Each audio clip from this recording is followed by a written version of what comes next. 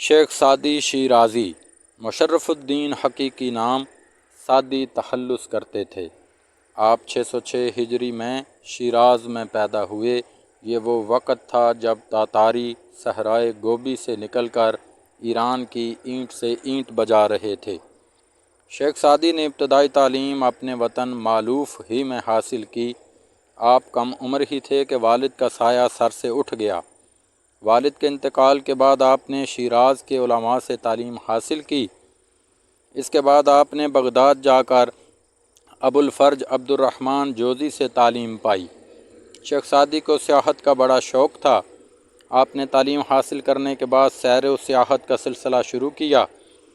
آپ نے مکہ معظمہ، مدینہ منورہ، شام، فلسطین، ایشیائے کوچک اور شمالی افریقہ کے علاقے دیکھے۔ آپ نے سیاحت کے دوران 14 حج کیے اور کئی جنگوں میں شرکت کی۔ آپ طویل عرصہ سے سیاحت کے بعد 665 ہجری میں واپس شیراز آ گئے اور باقی عمر ایک خانقاہ میں بسر کی۔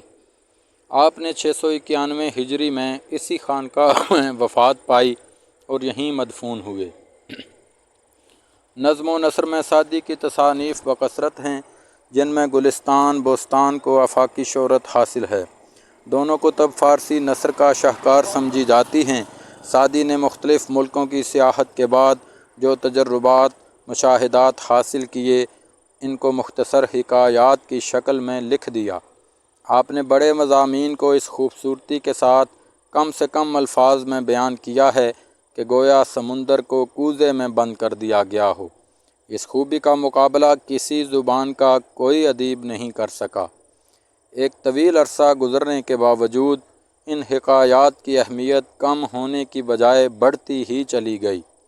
گلستان کے جواب میں بہت سی کتابیں لکھی گئیں، مگر کوئی کتاب اس کی برابری نہ کر سکی۔